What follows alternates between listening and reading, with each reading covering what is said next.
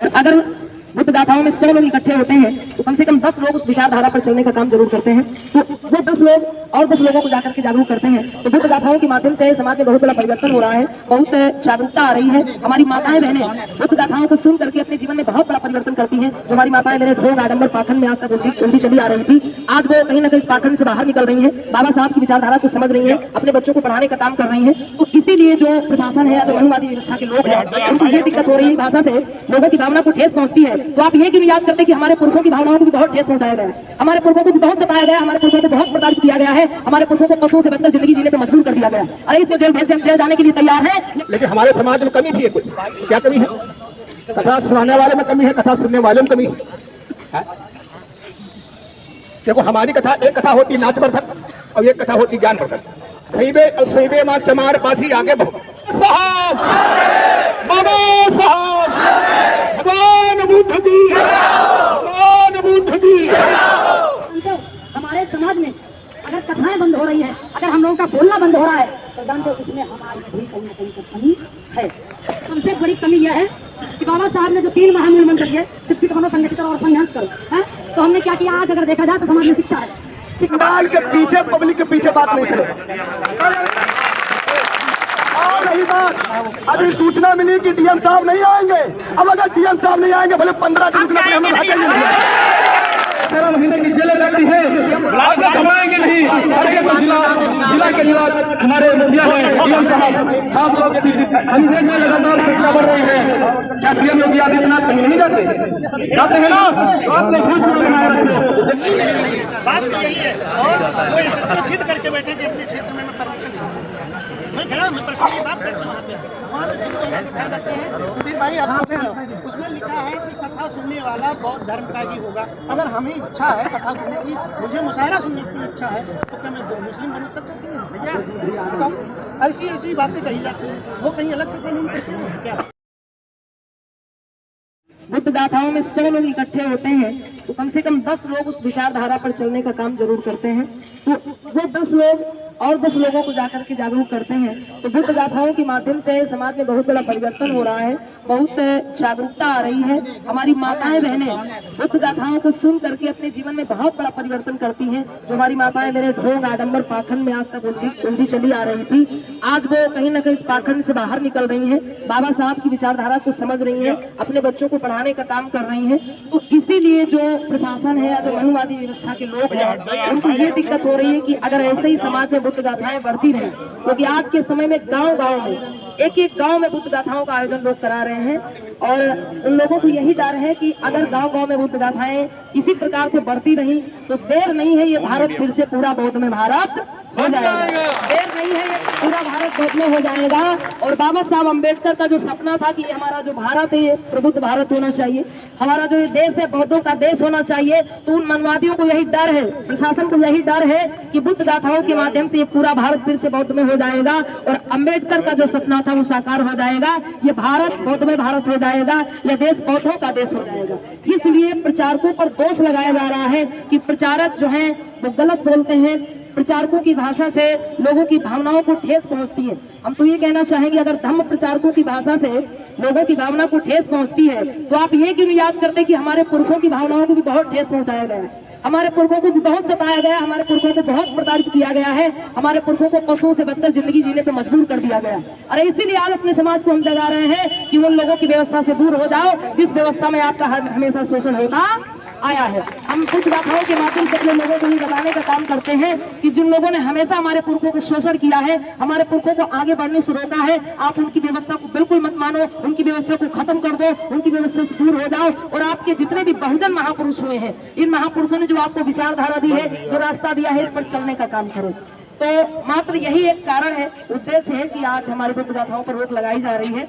तो हम आप सभी से ये निवेदन करते हैं कि हमें एक होकर के इस मिशन को, इस कारवा को आगे बढ़ने से रुकने नहीं देना है। ये कारवा रुकना नहीं चाहिए, क्योंकि बाबा साहब अम्बेडकर ने कहा था कि इस मिशन को, इस कारवा को मैं बड़ी कठिनाइयों से यहाँ तक लेकर के आया हूँ, और अगर इस मिशन को, इस कारवा को आगे ना ले जा सको तो किसी भी कीमत पर इस कारवा को पीछे जाने मत देना। तो प्रशासन हमें अनुमति दे या ना दे, लेकिन फिर भी हम अपने बहुजन महापुरुषों की विचारधारा को, उनके मिशन को रुकने नहीं देंगे, आगे बढ़ाने का काम करते रहेंगे। और इसके लिए प्रशासन हमें क्या धमकी देगा? अरे चाहे वो हम सबको जेल भेज दे, हम जेल जाने के लिए तैयार हैं, लेकिन हम अपनी बुद्ध गाथाओं को, अपने इस प्रचार को, महापुरुषों की विचारधारा को आगे बढ़ने से रुकने नहीं देंगे। अपने समाज को जगाते रहेंगे जब तक इस तन में प्राण है। अपने महापुरुषों की विचारधारा को जन जन तक पहुंचाते रहेंगे। इसी बात के साथ आप सभी को नमस्कार है।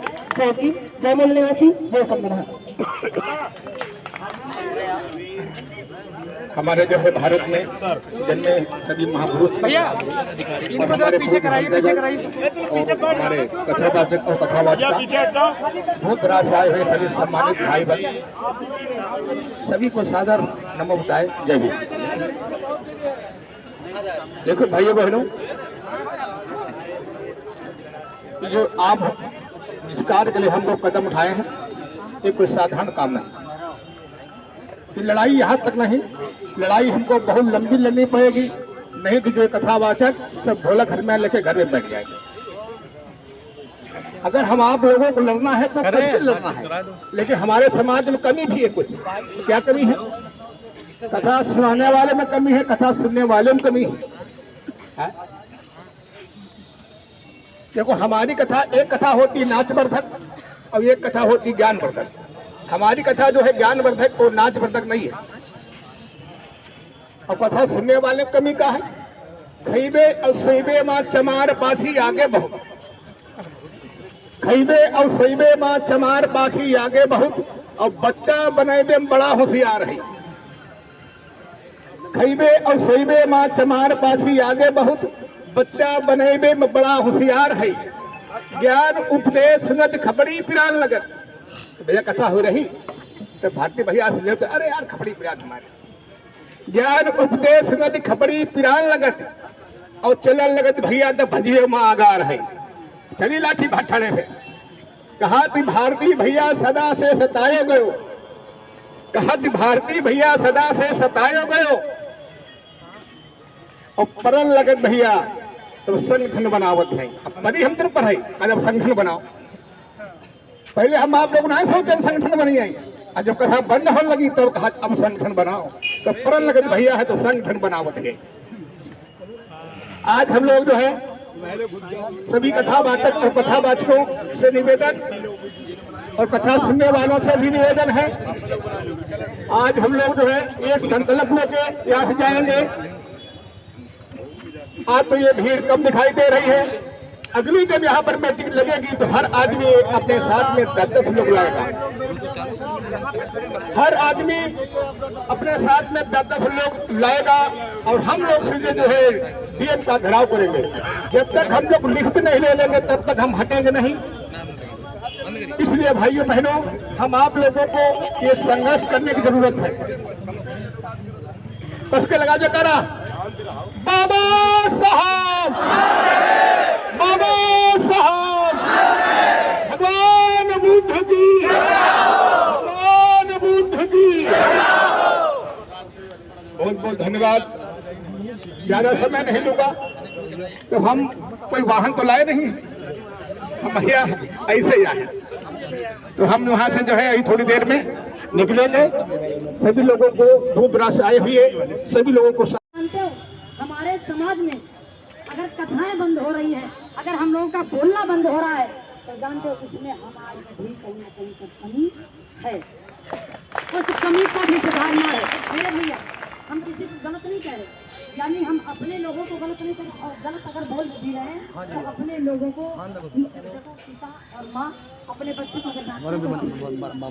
कमी क्या है, उस कमी को सुधारना है।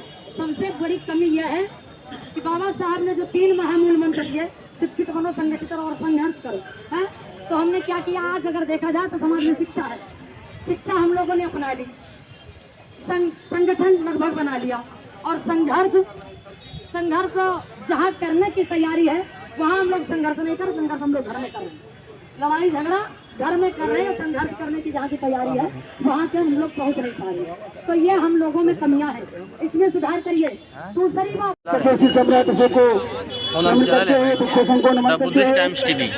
हमारे श्रद्धावान उपासक और जो हमारे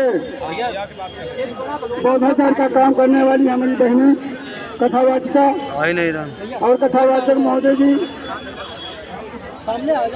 हमें किसी से भीख मांगने नहीं है। मैं बोलते रहिए, आप बोलते रहिए बंदे जी।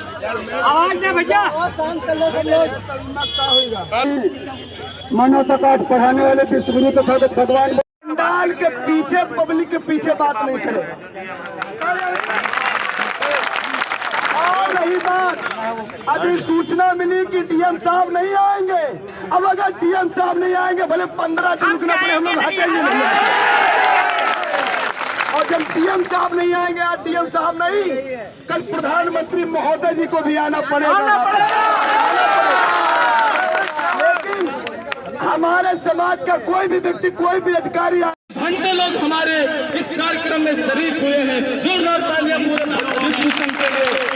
और भाइयों, मैं आप लोगों से कहना चाहूंगा कि हम बाबा साहब डॉक्टर भीमराव अम्बेडकर के वंशज हैं। अरे इन्होंने कब तक संघर्ष किया था, याद है? पूरा मिशन उनका संघर्ष पूरा नहीं हुआ। इन्होंने तब हर जगह लड़ाई लड़ी, लाठियां तक खाई।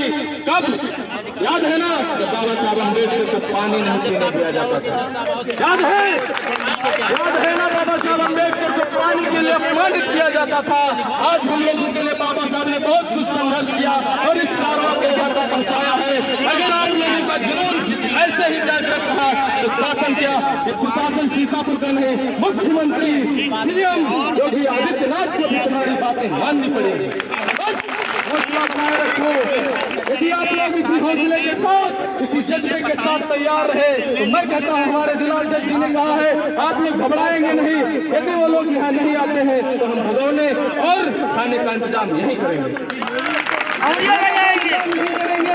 भले ही आज खिचड़ी बने, भले ही आज कहाड़ी बने, लेकिन हम लोग जाने वाले नहीं हैं। साथियों, मैं आप लोगों से कहना चाहूंगा कि पंखों से कुछ नहीं होता, हौसलों से उड़ान होती है और मंजिल उन्हीं को मिलती है जिनके सपने में जान होती है। मेरे साथियों, आप लोगों के बीच में कुछ कथावाचक लोग बैठे हैं जो प्रतिदिन अपने बीवी बच्चे को छोड़कर हमारे समाज को जगाने का काम करते हैं। वो बुद्ध कथा का परमिशन क्यों नहीं दे रहे? आप लोगों को पता होना चाहिए, बाबा साहब ने जो सच्ची हम लोगों के लिए मेहनत की थी, कब संविधान का निर्माण हुआ था। हम लोगों ने भी 26 नवंबर संविधान दिवस मनाया है। बाबा साहब संविधान सभा से बाहर आए थे, कांग्रेसी नेता उन्होंने कहा था, अम्बेडकर साहब ने कौन सा तीर मारा है। आज उसे दोहराने के बात कर रहे हैं कुछ लोग। मैं उनसे कहना चाहूंगा, बाबा साहब ने कहा था, इन्हें राजा की कोर्ट की जो नसबंदी की है, अगर जमीन पर बैठने वाले लोग डीएम और एसडीएम बनेंगे। जमीन पर बैठने वाले लोग, जनावर का मांस उठाने वाले लोग शासन चलाएंगे, सत्ता चलाएंगे। भाई जिनसे तो आजादी के संघर्ष को आप लोग देख रहे हैं ना, भाई साहब प्रतिदिन संघर्ष कर रहे हैं और ऐसे ही नहीं पीछे हैं। साथियों, 18 महीने की जेलें लगती है। आप लोग घबराएंगे नहीं। अरे ये तो जिला के हमारे मुखिया है डीएम साहब, आप लोग अंग्रेज में लगातार संख्या बढ़ रही है। क्या सीएम योगी आदित्यनाथ कहीं नहीं जाते हैं ना? तो आपने घूस बनाया रखो, जलियांवाला बाग दोहराया नहीं जाएगा, आप पर कोई गोली नहीं चलाएगा, जलियांवाला बाग दोहराया नहीं जाएगा। प्रशासन आपके साथ है। हमने देखा पुलिस के जो पदाधिकारी हैं हमारे साथ में अच्छी व्यवस्था कर रहे हैं। आप लोग घबराएंगे नहीं, बस अपने हौसले को बुलंद रखिए। हर एक दिन अपने बीबी के पास नहीं जाएंगे तो क्या बात तो यही है। और वो इसे जिद करके बैठे कि अपने क्षेत्र में मैं परमिशन दूँ। मैं गया, मैं पर्सनली बात करके वहाँ पे दिखाए जाते हैं। सुधीर भाई आपको उसमें लिखा है कि कथा सुनने वाला बौद्ध धर्म का ही होगा। अगर हमें इच्छा है कथा सुनने की, मुझे मुशायरा सुनने की इच्छा है, तो क्या मैं मुस्लिम बनूँ? तब तो क्यों? ऐसी बातें कही जाती हैं। वो कहीं अलग से कानून करते हैं क्या? 27 थाने हैं जिले में, किसी थाने इंस्पेक्टर साहब ने नहीं रोका, हैदराबाद के इंस्पेक्टर साहब ने नहीं रोका। कोई कथा हो रही, परमिशन दिया नहीं दिया, फिर भी रोकने नहीं दिया। जाकर वहाँ पर आबादी है। मैं ये पूछना चाहता हूँ कि किसी भी धर्म का कोई प्रोग्राम हो रहा हो, आप पहली बात परमिशन, व्यवस्था गड़बड़ हो रही है, व्यवस्था गड़बड़ करके वहाँ से सब उखड़वा दिए। अपमान है सम्मान, आप इतना बताएं। कुछ नहीं, कोई बात नहीं हुई। स्टार्ट नहीं हुई थी, स्टार्ट होने से पहले। इसके लिए धरना प्रदर्शन करने की क्या जरूरत है? वो तो सुलभ उपलब्ध के कार्यालय में आपकी ये जिद को उनको ही बुलाया जाए, ये थोड़ी गलत है। इससे मैं असहमत हुआ। भैया सब लोग कोई दिक्कत नहीं है, हम आपस में अरे सीएम साहब ने डीएम के घर चले यार हम लोग करने क्या आए जब ऑप्शन भाई परेशान मत करो। अरे हम लोग यहाँ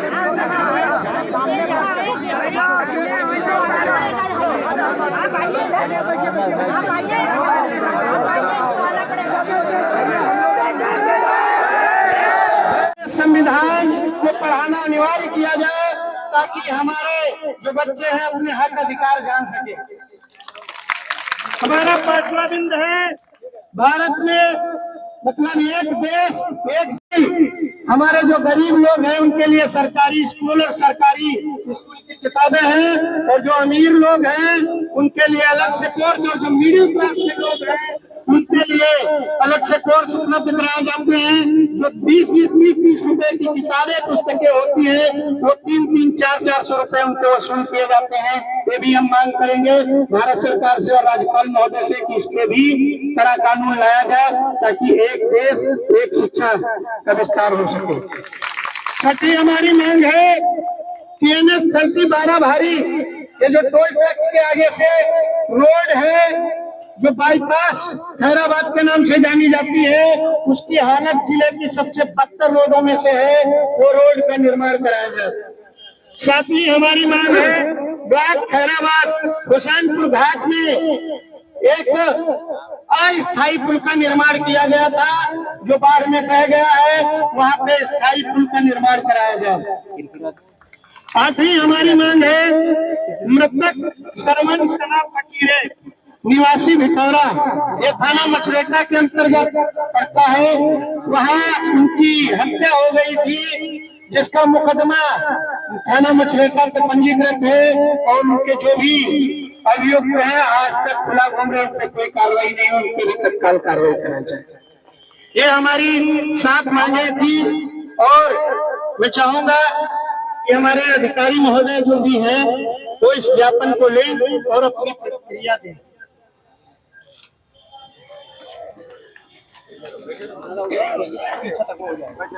बस खड़े रहिए, बैठिए।